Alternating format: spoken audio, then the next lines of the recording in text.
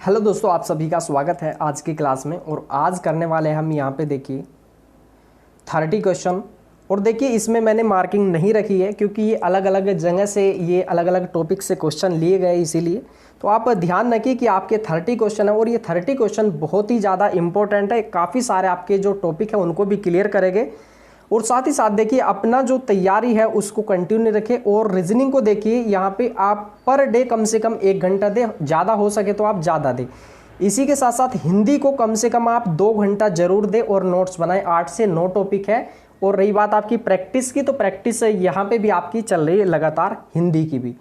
इसी के साथ साथ जीके को कम से कम 3 से 4 घंटा दे जितना हो सके। सबसे ज़्यादा जो आपकी लीड हो जाएगी या नंबर आपको बेहतर आप कर सकते हैं तो वो आप जीके में कर सकते हैं, क्योंकि जीके का जो सिलेबस है काफ़ी बड़ा है। लेकिन अगर धीरे धीरे आपने टॉपिक्स ये जो आपके हैं उनको क्लियर कर लिए तो बहुत अच्छा मार्क्स इसमें लाया जा सकता है।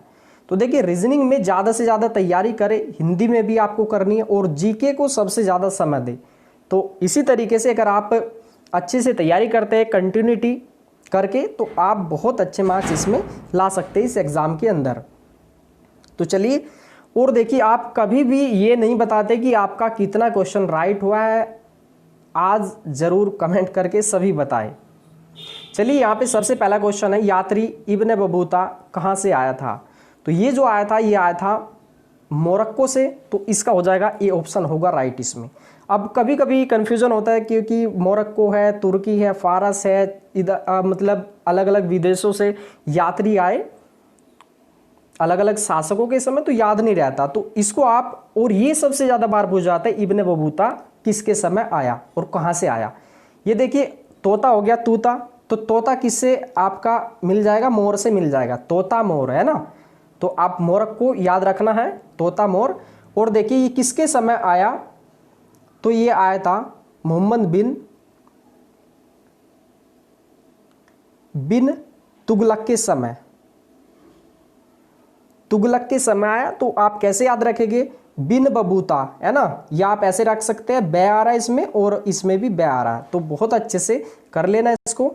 इसी के साथ साथ आगे यहाँ पे देखिए काफ़ी अच्छा क्वेश्चन है। देखिए ये रजिया सुल्तान किसकी बेटी थी?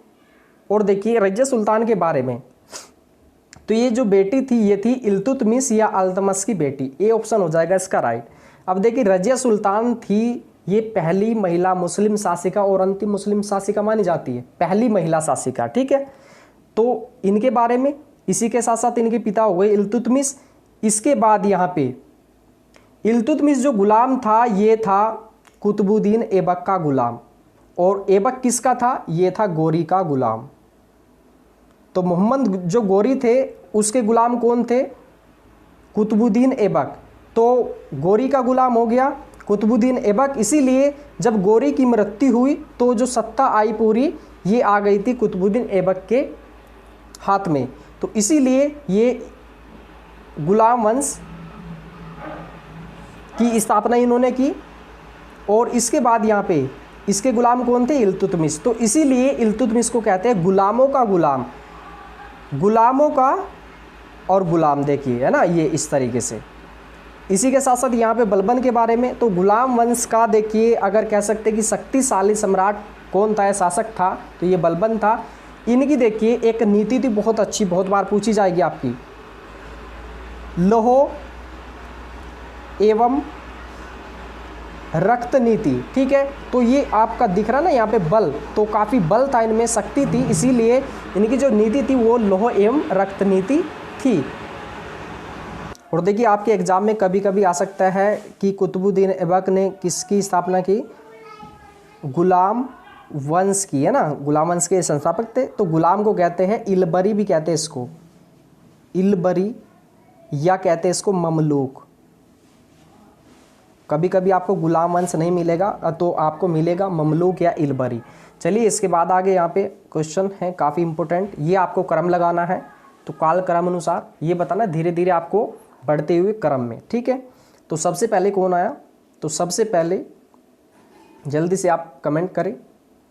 तो इसका जो आंसर हो जाएगा ये हो जाएगा आपका डी ऑप्शन होगा इसमें। 4 सबसे पहले 4 आया इलबरी, इसके बाद 5 में खिलजी आया, इसके बाद आपका तुगलक आए, इसके बाद यहाँ पे 3 में सैयद और इसके बाद 2 पे लोधी। ठीक है, अब इसका एक ट्रिक याद कर लीजिए। तो यहाँ पे देखिए इसका जो आंसर हो जाएगा ये हो जाएगा इसमें डी ऑप्शन होगा। इसको आप कैसे तैयार कर सकते हैं या कैसे आप इसको याद कर सकते हैं, तो देखिए यहाँ पे सबसे पहले आप एक ट्रिक याद रख लेना। तो यहाँ पे देखिए ये याद रखना है इसमें आपको, पागल जलेगा गैस में सैलो बाबर सूर मराठा। ठीक है, तो देखिए सबसे पहले कौन आया, तो यहाँ पे देखिए पागल या कह सकते हैं आप उसको गुलाम वंश इलबरी या आप उसको ममलूक वंश, सबसे पहले ये आया। इसके जो संस्थापक थे या कह सकते हैं इसके जनक, तो ये कुतुबुद्दीन ऐबक। इसके बाद जलेगा जलालुद्दीन खिलजी या आप इसको कह सकते हैं कि फिर खिलजी आए। इसके बाद गैस से आ जाएगा गैसुद्दीन तुगलक इसमें, तो फिर आए इसमें तुगलक। ठीक है, इसके बाद आए सैयद वंश, इसके बाद आए यहाँ पे लोधी वंश। इसके बाद जो फिर आए ये आए थे यहाँ पे बाबर ने मुगल सत्ता की स्थापना की, तो फिर आया बाबर। इसके बाद आया सूरवंश आया, इसके बाद आए थे मराठा। तो आप कैसे याद रख सकते हैं, पागल जलेगा गैस में सैलो बाबर सूर मराठा, कभी भी आपका क्वेश्चन गलत नहीं होगा। इसमें अब देखिए इनमें सभी का पहला शासक और अंतिम शासक देख लेना। ठीक है, जैसे इसमें पूछा जाता है लोधी में इसका संस्थापक कौन है, बहलोल लोधी, और अंतिम जो शासक है इब्राहिम लोधी, जिसने जो युद्ध किया था पानीपत का प्रथम युद्ध बाबर के साथ किया था और हार गए थे वो उसमें। और इन्होंने बाबर ने जो है आपका मुगल सत्ता की स्थापना की ऐसे। तो इसमें हो जाएगा, इसमें आपका डी ऑप्शन है, अच्छे से देख लेना इसको। ठीक है, इसके बाद यहाँ पे आगे जो क्वेश्चन है काफ़ी इंपॉर्टेंट है भी, कुव्वत उल इस्लाम मस्जिद जो दिल्ली में है इसका निर्माण किसके द्वारा किया गया था, तो इसका जो निर्माण किया गया था ये किया गया था कुतुबुद्दीन ऐबक के द्वारा। अब देखिए यहाँ पे कुतुबुद्दीन ऐबक ने कुतुब मीनार का भी निर्माण कराया और कुव्वत उल इस्लाम मस्जिद, तो ये कुतुबुद्दीन ऐबक की सबसे पहली मस्जिद थी। ध्यान रखना है आपका, सबसे पहली मस्जिद कौन सी थी, कुव्वत उल इस्लाम मस्जिद। इसके बाद जो इन्होंने बनाया था वो बनाया था कुतुब मीनार। ठीक है, अब देखिए यहाँ पे सबसे इंपॉर्टेंट क्या है, यहाँ पे ये जो है इल्तुतमिश ने देखिए दोनों में सहयोग किया है। इल्तुतमिश ने भी कुव्वत उल इस्लाम मस्जिद में भी और इसमें भी किया। अब यहाँ पे इसको छोड़ दीजिए, कुतुबुद्दीन ऐबक ने भी किया इसमें दोनों में, इसके बाद इल्तुतमिश ने भी। इसके बाद जो इम्पोर्टेंट है ये देखिए, यहाँ पे ये पूछा था 2017 के अंदर कि कुतुब मीनार का निर्माण किसने कराया या सहयोग किसका भी है, तो इसमें अलाउद्दीन आएगा आपका, अलाउद्दीन ने भी इसमें कराया था। और इसमें ये जो था आपका कुव्वत उल इस्लाम मस्जिद इसमें कराया था बलबन ने, याद रखना आपको बलबन। तो कुव्वत उल इस्लाम मस्जिद में बलबन और यहाँ पे कुतुब मीनार में अलाउद्दीन ने। तो आपके काफ़ी सारे क्वेश्चन ये क्लियर हो गए होंगे। इसके बाद चलिए आगे क्वेश्चन है, तराइन की दूसरी लड़ाई में पृथ्वीराज को किसने पराजित किया था, तो पराजित जो किया था ये किया था इसमें मोहम्मद गोरी ने। तो तराइन का देखिए कितने युद्ध हुए, तराइन के हुए थे 3 युद्ध, लेकिन आपके जो इस एग्ज़ाम में देखिए या आपकी बुक्स में आपको मिलेंगे 2 युद्ध मिलेंगे। एक मिलेगा 1191 में, एक आपका 1192 में। इसमें गोरी की हार हुई थी और चौहान की इसमें जीत हुई। इसके बाद यहाँ पे राजपूत या इसको लिख देते हैं चौहान लिख देते हैं यहाँ पे, है ना। तो चौहान की इसमें हार हुई। ये निर्णायक युद्ध था या द्वितीय तराइन का द्वितीय युद्ध था। अब इसके बाद यहाँ पे गोरी के बारे में, और 1194 का एक युद्ध लड़ा इन्होंने, ये था आपका चंदावर का युद्ध। ये किसके साथ था, जयचंद के साथ था ये। चलिए आगे इसमें, और इनके बारे में तो आप जानते ही होंगे, महमूद गजनवी। इनका जो आक्रमण है 1025 ईस्वी का, कहाँ पे किया था ये आक्रमण, ये किया था सोमनाथ के मंदिर पे। देखो एग्जाम में ना केवल जो ये पॉइंट है ना ऐसे आपके इम्पोर्टेंट यही आते हैं। इस समय यहाँ के जो शासक थे, ये सोमनाथ, ये जो आपका गुजरात में है, तो ये थे भीम प्रथम, भीम प्रथम। ठीक है, चलिए इसके बाद आगे यहाँ पे मोहम्मद बिन कासिम ने निम्नलिखित में से किस सन में सिंध पर विजय प्राप्त की थी? तो ये की थी 712 ईस्वी में। और ये किस पे की थी? ये की थी राजा दाहिर पर।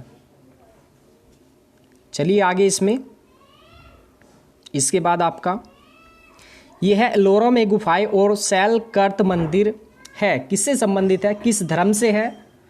तो ये हो जाएगा इसमें डी ऑप्शन होगा, हिंदू, बौद्ध और जैन, तीनों से था। अब यहाँ पे देखिए, ये जो अजंता है, एलोरा की गुफाएं है, ये कहाँ पे है? ये मंदिर है, ये है आपका महाराष्ट्र में। कहाँ पे है? महाराष्ट्र में है, ये औरंगाबाद में है। अब यहाँ पे इंपॉर्टेंट क्या है आपका, एक हो जाएगा आपका अजंता और दूसरा हो जाएगा आपका एलोरा। ठीक है, ये जो है आपका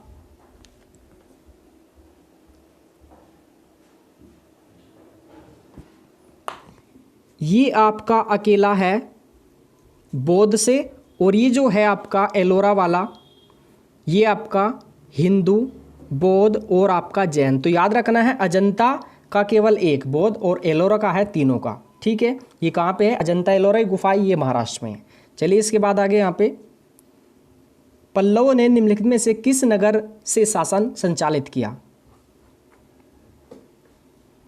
तो पल्लव कहाँ के थे? तो ये थे कांचीपुरम के।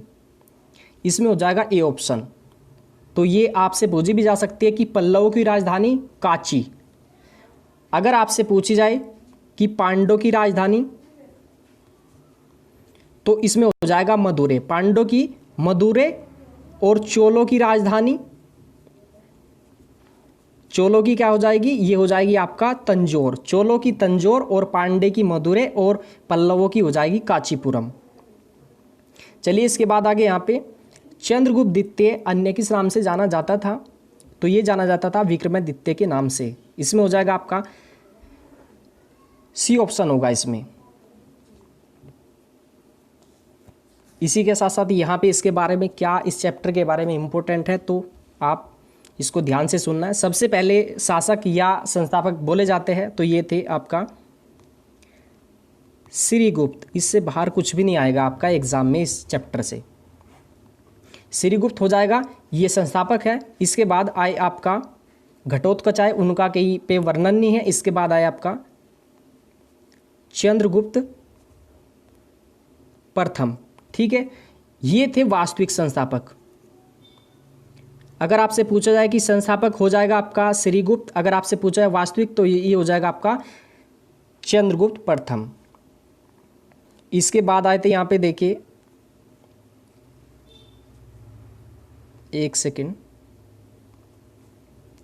श्रीगुप्त, चंद्रगुप्त प्रथम। इसके बाद जो इम्पोर्टेंट है ये देखिए आपका, ये हो जाएगा आपका समुद्रगुप्त। ये थे भारत के नेपोलियन ये कहे जाते, क्योंकि इन्होंने बहुत सारे राजाओं को एक साथ जीता था, दक्षिण के 12 राजाओं को, और उत्तर के भी काफ़ी सारे जो राजा थे उस समय उनको जीता इन्होंने। और ये जो भारत का नेपोलियन कहा किसने? तो इस जो है आपका, ये कहा था विसेंट स्मिथ ने। इसी के साथ साथ ये राज कवि की इनको उपाधि भी है, सिक्कों पे इनको जो है वीणा बजाते हुए दिखाया गया है। इसी के साथ साथ यहाँ पे आगे स्कंदगुप्त के बारे में, हूणों के जो आक्रमण हुए गुप्तों के समय, तो स्कंदगुप्त के समय हुए थे। इसी के साथ साथ देखिए यहाँ पे अगर आपसे पूछ लिया जाए कि गुप्त, आपका गुप्त वंश किस लिए जाना जाता है, 2017 में पूछा गया था। तो गुप्त वंश जो है आपका, ये स्थापत्य कला, स्थापत्य कला का मतलब है आपके मंदिरों का जो निर्माण था वो यहीं से शुरू हुआ था, और बहुत सारे मंदिरों का इसमें निर्माण हुआ। इसी के साथ साथ यहाँ पे देखिए आपका जो ये विक्रमादित्य थे, इनके 9 रत्न थे, 9 रत्न भी थे, अकबर के भी थे और इनके भी थे। इसमें देखिए आपका जैसे आपका क्षणपक है आपका, और जैसे आपका कालिदास है, वो भी इन्हीं का था, सॉरी एक थे यहाँ पे देखिए आपका छपणक, और एक आपका हो जाएगा कालिदास, और एक था आपका हरिसेन। ठीक है, इसी के साथ एक था वरुरुचि, और एक हो जाएगा आपका धन्वंतरी, ये चिकित्सक थे, और एक था आपका शंकु। यहाँ पे जगह भी नहीं बची, अमर सिंह भी था। तो इस तरीके से इनके 9 रत्न थे। इसके बाद चलिए आगे। यहाँ पे गुप्त राजवंश किसके लिए प्रसिद्ध था? तो ये जो था स्थापत्य कला के लिए प्रसिद्ध था। तो इसमें हो जाएगा आपका ए ऑप्शन होगा। और स्वर्ण काल माना जाता है, स्थापत्य कला का स्वर्ण काल जो माना जाता है ये गुप्तों का समय माना जाता है। ठीक है, वैसे मुगलों का भी माना जाता है। मुगलों में किसका माना जाता है? तो आपका शाहजहां, क्योंकि बहुत सारे इमारतें उन्होंने बनवाई। अगर आपसे पूछ लिया जाए कि मुगलों में साहित्य का स्वर्ण काल, तो हो जाएगा अकबर, वो भी आया था 2017 के अंदर। और अगर आपसे चित्रकारी का पूछे तो भी जहांगीर होगा। फिर क्या होगा? जहांगीर। चलिए इसके बाद आगे। यहाँ पे मौर्य काल के दौरान शिक्षा का सबसे प्रसिद्ध केंद्र निम्न में से कौन सा था? मौर्य काल के बारे में आप जानते हैं, जो चाणक्य थे वे कहाँ पे शिक्षा देते थे? तो वे तक्षशिला में देते, तक्षशिला गांधार, है ना। इसमें हो जाएगा आपका डी ऑप्शन। और चंद्रगुप्त मौर्य को, जो बालक था चंद्रगुप्त मौर्य, उसको पाटलिपुत्र से कहाँ ले गए थे? तक्षशिला में शिक्षा इन्होंने दी। फिर उसने जो है तैयार किया था उनको, और फिर इसके बाद उन्होंने घनानंद से जो है युद्ध कराया और उनको विजय प्राप्त हुई। फिर इसके बाद उन्होंने जो है आपका मौर्य साम्राज्य की स्थापना की थी चंद्रगुप्त मौर्य ने। चलिए इसके बाद आगे। यहाँ पे अगर इसके बारे में देखें, यहाँ पे वल्लभी क्या था? जो वल्लभी था, और आपका ये नालंदा, ये थे बौद्ध धर्म की यहाँ पे शिक्षा दी जाती थी। नालंदा कहाँ पे है? तो नालंदा है बिहार में, और वल्लभी है आपका गुजरात में। ये इसलिए मैं बता रहा हूँ आपको क्योंकि आपसे पूछ ले जाएगा। उज्जैन आपका पता ही है, आपका महाराष्ट्र में है। इसके बाद यहाँ पे आगे, राजतंत्र के बारे में निम्न में से किस ग्रंथ में विवेचन उपलब्ध है? राजतंत्र क्या होता है? आपका शासन या राजनीति। तो ये किस में है? तो ये हो जाएगा आपका अर्थशास्त्र। इसमें अर्थशास्त्र की जो ये रचना की, ये की थी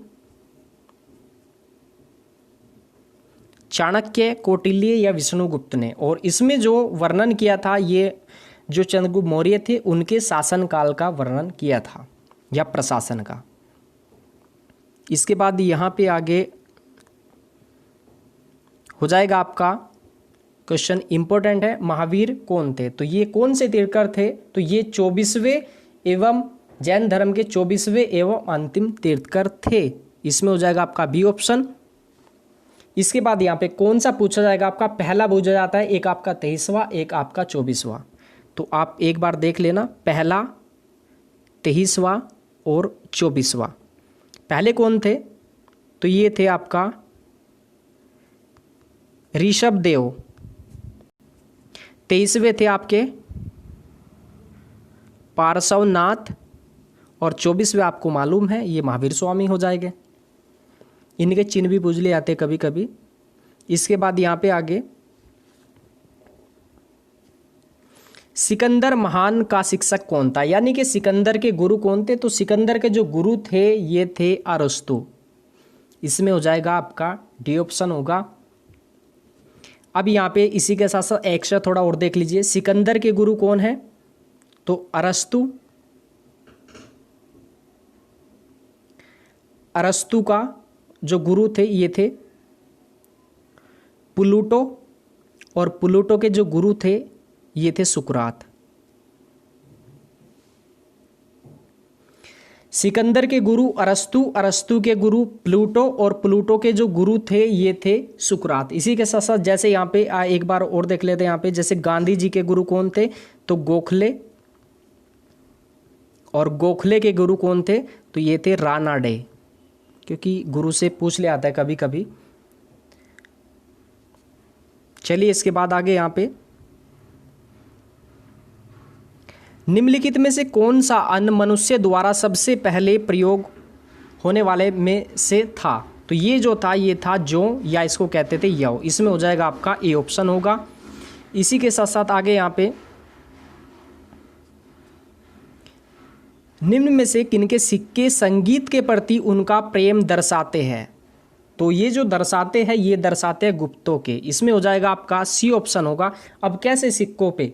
तो सिक्कों पे एक मैंने बताया था अभी इससे पहले भी आपका, जो समुद्रगुप्त थे उनको सिक्कों पर वीणा बजाते हुए दिखाया गया। अब वीणा से क्या लगेगा? उनको संगीत लगेगा कि संगीत है, तो ये आपका हो जाएगा इसमें सी ऑप्शन। अब यहाँ पे देखिए आपका, जैसे आपका नंद है तो नंद का यहाँ पे संस्थापक पूछ लिया जा सकता है आपका, और आपका अंतिम भी इम्पोर्टेंट है इसका। अंतिम को आपके संस्थापक कौन थे? तो ये थे महापद्यानंद, महापद्यानंद। और अंतिम कौन थे? तो अंतिम थे घनानंद, घनानंद, या इनको कहते थे धनानंद भी, ठीक है। और इनका जो यानी कि इनको हराया किसने, मारा था इनको, घनानंद को? ये मारा था चंद्रगुप्त मौर्य ने अपने गुरु या प्रधानमंत्री चाणक्य की सहायता से। चलिए इसके बाद आगे यहाँ पे, कवि कालिदास किसके राजकवि थे? ये किसके थे? तो ये थे चंद्रगुप्त विक्रमादित्य के, ये आपके नवरत्नों में से एक थे। इनकी रचनाएं हैं काफ़ी सारी जो कालिदास की है, 6-7 इनके नाटक है। कौन कौन से हैं? जैसे आपका रघुवंशम है, मेघदूत, और आपका एक है मालविकाग्निमित्रम। तो आप उनको देख लेना सभी को। अब इनके बारे में आपको सभी के बारे में जानकारी है तो आप कहीं से भी क्वेश्चन आएगा आप आराम से कर लोगे। इसके बाद हर्ष का ही जो नाम था वो था हर्षवर्धन। क्या था? हर्षवर्धन। इनकी जो पुस्तक थी हर्ष की, ये थी आपकी प्रिय नागरत्न। 3 पुस्तक थी, प्रियदर्शिका, नागानंद और आपका रत्नावली। इनके एक कह सकते हैं कि दरबार में थे एक कवि, वो थे बाणभट्ट। बाणभट्ट ने कौन सी पुस्तक लिखी? आप कमेंट करके जल्दी से बताएं, सभी जानते होंगे। इसके बाद चलिए आगे यहाँ पे, गुप्त राजा जिसने विक्रमादित्य की पदवी ग्रहण की, विक्रमादित्य की, तो ये की थी चंद्रगुप्त द्वितीय ने। सी ऑप्शन हो जाएगा इसमें सही आपका।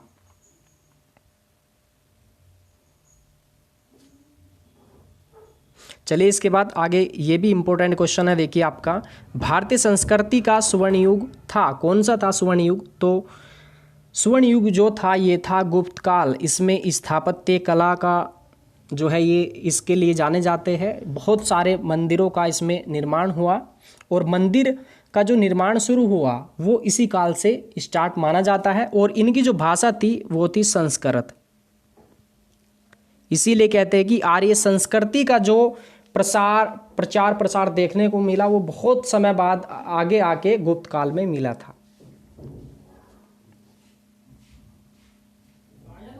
चलिए इसके बाद आगे यहाँ पे, विजयनगर निम्नलिखित में से किस नदी के तट पर स्थित है? जो विजयनगर है ये है तुंगभद्रा नदी के, तो इसमें डी ऑप्शन होगा इसमें आपका तुंगभद्रा।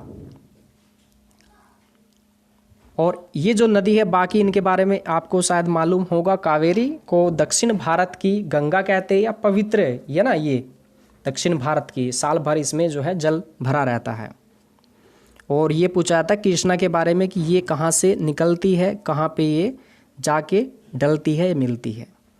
चलिए इसके बाद आगे यहाँ पे, कृष्णदेव राय कौन है? कृष्णदेव राय ने कौन सी पुस्तक लिखी थी? तो इन्होंने जो लिखी थी ये लिखी थी अवमुक्त माल्यद। चलिए इसमें हो जाएगा आपका डी ऑप्शन। अगर इसी के साथ साथ आपसे अगर पूछा जाए कि राजतरंगिणी, तो ये लिखी गई थी कल्हण के द्वारा। और जो कल्हण थे ये जम्मू कश्मीर के पंडित थे, पंडित भी थे, है ना। और इन्होंने अगर माना जाता है कि इतिहास में ऐसी कौन सी पुस्तक है जिसमें कश्मीर के शासकों का एक पूरा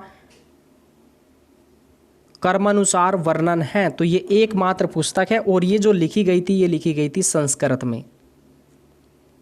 कौन सी? संस्कृत में लिखी गई इसमें। और इसी के साथ साथ यहाँ पे आगे कर्पूर मंजरी किसकी है? तो ये है आपकी राजशेखर की।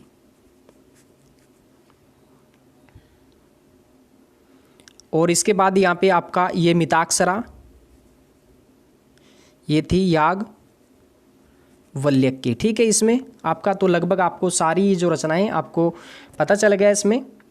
इसके बाद आपका यहाँ पे आगे कर्क रेखा नहीं गुजरती, तो किस देश से कर्क रेखा नहीं गुजरती है? जल्दी से कमेंट करें आप सभी। तो जो नहीं गुजरती ये पाकिस्तान से नहीं गुजरती, बाकी आपका भारत से, बांग्लादेश से, म्यांमार से, सभी से गुजरती है। तो इसको थोड़ा सा देखिए, आपको मैं ज़्यादा तो इसके बारे में नहीं बता सकता, लेकिन थोड़ा सा लोकेशन इसके लिए, क्योंकि आपको मैप की ज़रूरत होगी। सही भी नहीं बनेगा शायद, लग रहा है सही सा हो गया शायद। ठीक है, तो यहाँ पे देखिए आपको पता है कि कर्क रेखा भारत के 8 राज्यों से गुजरती है, वो भी क्वेश्चन पूछा जाएगा। और ये देखिए आपका इस तरीके से आपका ये लोकेशन है कर्क रेखा की, भारत के मध्य से है कर्क रेखा। तो यहाँ पे इसका मैं थोड़ा सा आपको कुछ बता दूं, वैसे काफ़ी सारे देश हैं, तो एक याद रख लेना इसमें ट्रिक आपका IBM, मैक्सिको, मिस्र, अरब। तो कौन कौन से देश है? देखिए आपका आई से हो जाएगा इंडिया भी है, एम से म्यांमार भी है, बी से बांग्लादेश भी है।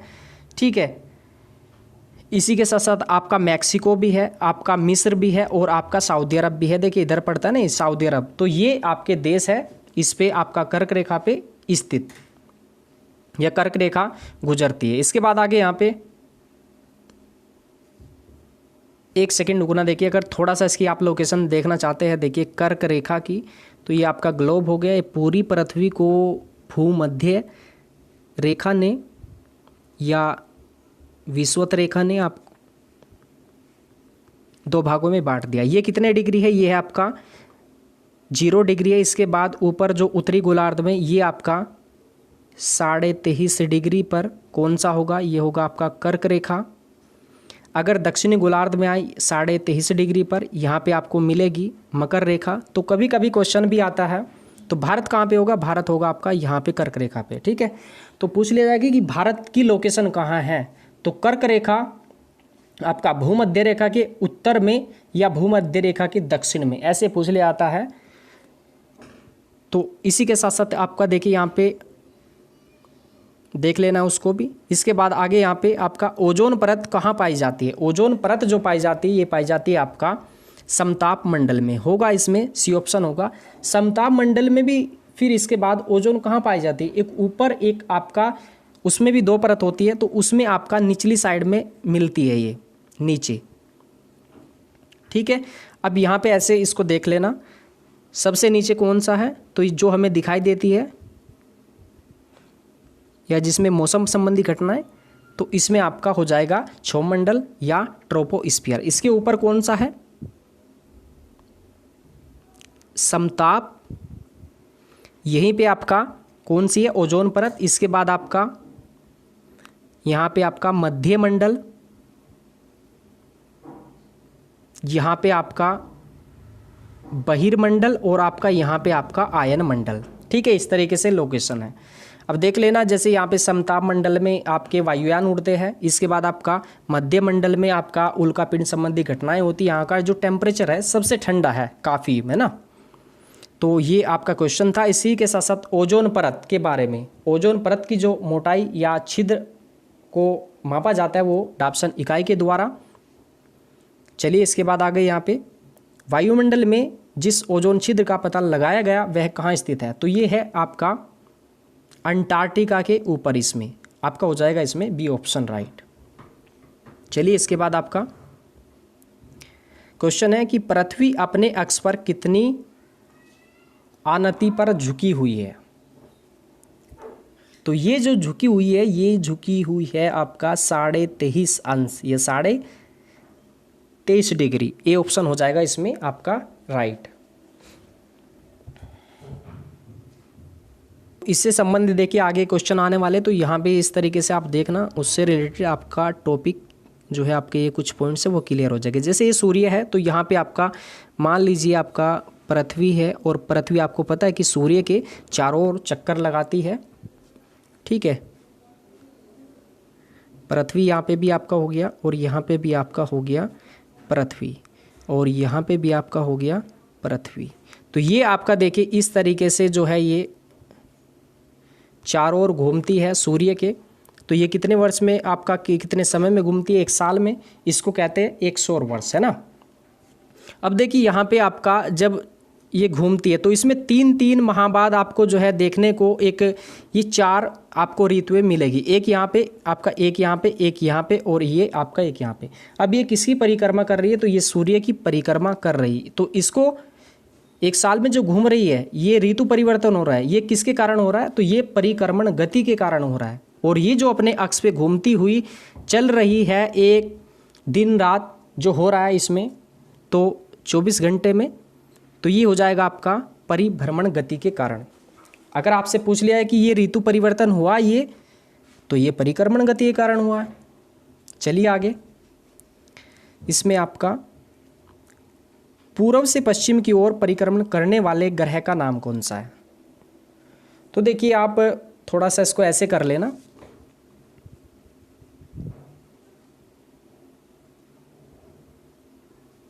पृथ्वी, और इसके बाद आपका यहाँ पे शुक्र, और आपका अरुण, ठीक है। तो इसकी जो ये घूमने की, या एक प्रकार से कह सकते हैं कि आपका घूमती है पृथ्वी, तो ये घूमती है पश्चिम से पूर्व आपका पृथ्वी, और ये आपका घूमेगी इसके अपोजिट, जस्ट आपका पूर्व से पश्चिम। अब यहाँ पे बाकी जितने भी आपके ग्रह बचे हैं तो वे आपके पृथ्वी की तरह ही घूमते हैं। अब देखिए यहाँ पे आपका पूछा है कि पूर्व से पश्चिम, तो इसमें हो जाएगा आपका शुक्र और अरुण है। तो यहाँ पे इसके अकॉर्डिंग आपका जो आंसर आया ये आपका हो जाएगा ए आंसर, शुक्र या वीनस। इसके बारे में कि इनका क्या कलर है, इनके कितने उपग्रह है, वो सब देख लेना आपका। जैसे बुध और शुक्र का कोई भी उपग्रह नहीं है, 0 है एक तरीके से। पृथ्वी का आप सब जानते हैं 1 है, चंद्रमा है, ठीक है। मंगल के 2 है, फेबोस और डिबोस। चलिए इसके बाद आगे यहाँ पे दुनिया की छत या रूफ ऑफ द वर्ल्ड निम्नलिखित में से किसको कहा जाता है? दुनिया की छत या संसार की छत, तो ये कहा जाता है पामीर के पठार को। इसमें हो जाएगा आपका बी ऑप्शन राइट होगा। अब इसके बाद यहाँ पे आपका पूछ लिया है कि हिंदू कुश पर्वत कहाँ है? तो ये है आपके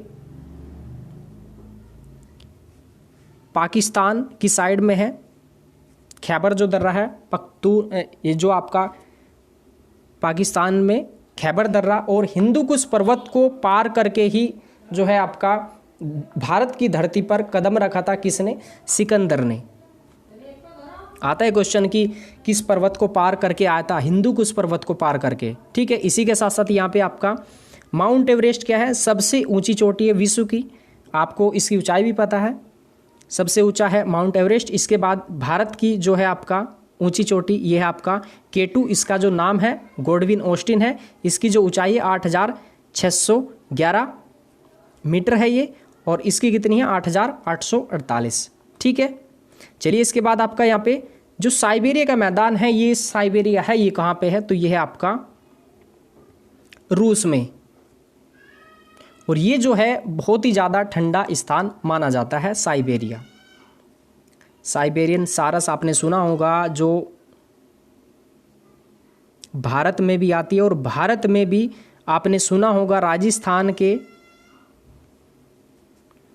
केवला देवी जो अभ्यारण्य है, केवला देवी, वहाँ पे आती है। इसके बाद यहाँ पे आगे निम्नलिखित में से ऊर्जा का अनवीकरणीय स्रोत कौन सा है? एक होता है भाई आपका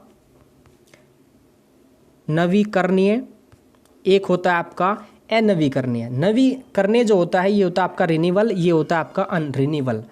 या आप इसको कह सकते हैं कि जो अनवीकरणीय होता है ये फैलाते हैं प्रदूषण, या आप इनको कह सकते हैं कि ये आपका जो है परंपरागत स्रोत या अनवीकरणीय स्रोत, या अनरिन्यूएबल या प्रदूषण। तो आप समझ गए होंगे अब।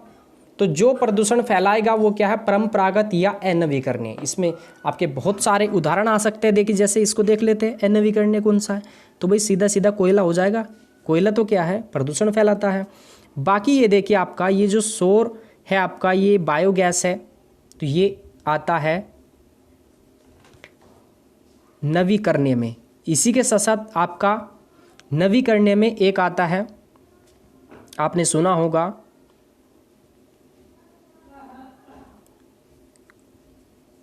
जेट्रोफा। इसको कहते हैं बायोडीजल का ये उदाहरण है,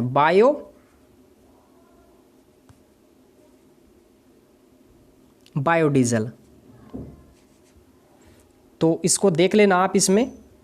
तो चलिए आज आपके काफ़ी सारे क्वेश्चन जो है आपके क्लियर हो गए होंगे। और आपके देखिए तैयारी करते रहिए लगातार। और देखिए जैसे ऑप्शन होते हैं ना, तो अगर आपके पास कोई प्रैक्टिस सेट हो, जब हल करो उसको, पहले तो उसको देखो कि आपसे आता है नहीं आता, फिर इसके बाद देखो आप अगर आपसे आता है ठीक है, उसके बाद आपके जो चारों ऑप्शन है अगर उसमें जगह हो जो उसका इम्पोर्टेंट आपका फैक्ट हो वो आप नोट कर लेना। इस तरीके से बहुत अच्छी आपकी तैयारी हो जाएगी।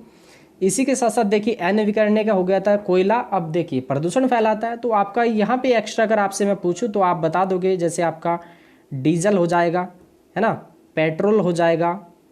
तो बहुत सारे ऐसे उदाहरण हो जाएंगे इसमें, ठीक है। जैसे आपका परमाणु ईंधन है वो भी प्रदूषण फैलाएंगे, परमाणु जो ईंधन होते हैं। या आप कह सकते हैं कि प्राकृतिक आपका जो गैस होती है, प्राकृतिक गैस में आपका मैथेन आ जाएगा, तो ये भी आपका भाई अनवीकरणीय में आ जाएगा, ठीक है।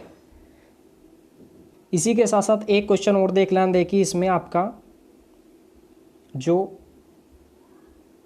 ऊर्जा संकट है आपका,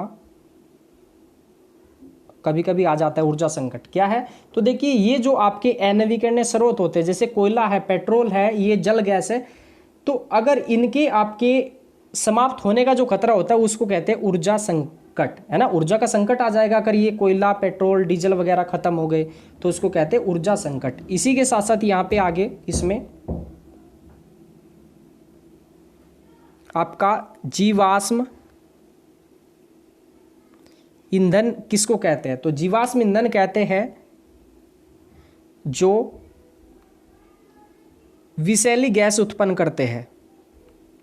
विषैली गैस में फिर यही आ जाएगा आपका कोयला, पेट्रोल और जल गैस आदि इसमें, ठीक है।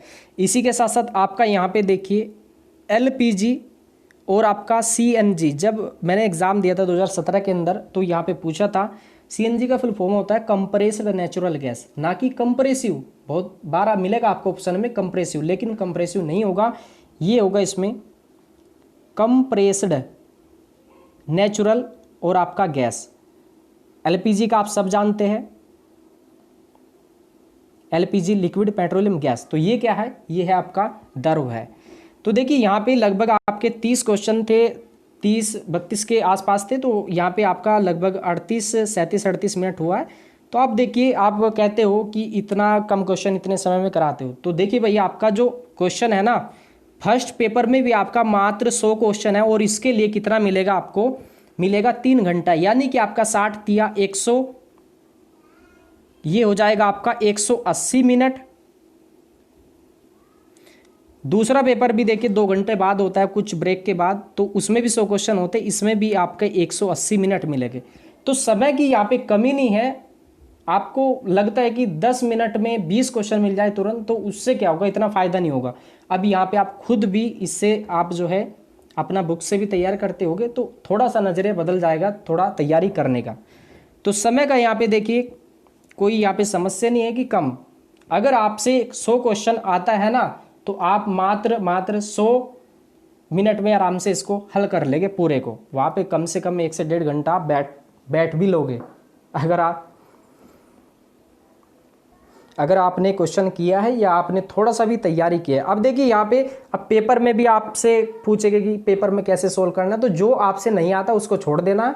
अगर आप मान लीजिए कोई क्वेश्चन है, देखिए आपसे पूछा कि अनवीकरणीय, तो आपको लगा कि भाई ये देखिए पवन ऊर्जा और सौर ऊर्जा तो ये एक से लग रहे, चलो इनको छोड़ देते हैं, है ना। अब बचा आपके पास 50-50 का, ये बायोगैस में प्रॉब्लम है या इसमें आपका प्रॉब्लम है, तब जाके आप रिस्क ले सकते हैं। इसी के साथ साथ यहाँ पे देखिए आपका आपका मान लीजिए कोई जैसे क्वेश्चन है तो आपको इसका किसी भी ऑप्शन का नहीं पता, मान लीजिए इसका भी नहीं पता, इसका अब 3 ऑप्शन है तो इसमें यहाँ पे आपको छोड़ देना है, आपको ये टच नहीं करना। तो क्योंकि नेगेटिव मार्किंग क्योंकि 1/3 है 8 है ना, इसका ध्यान रखना है। तो 1/3 काफ़ी होती है। अगर आप मान लीजिए आपने 70 क्वेश्चन राइट किया और बाकी 30 क्वेश्चन को आपने क्या किया, तुक्का मार दिया, मान लीजिए उसमें से कोई भी उसमें सही नहीं हुआ, तो क्या होगा आपका लगभग जो 30 होगा वो भी गलत हो जाएगा। इसी के साथ साथ आपका लगभग 7 या 8 क्वेश्चन और आपका कट जाएगा। तो खास ध्यान रखना है आपको।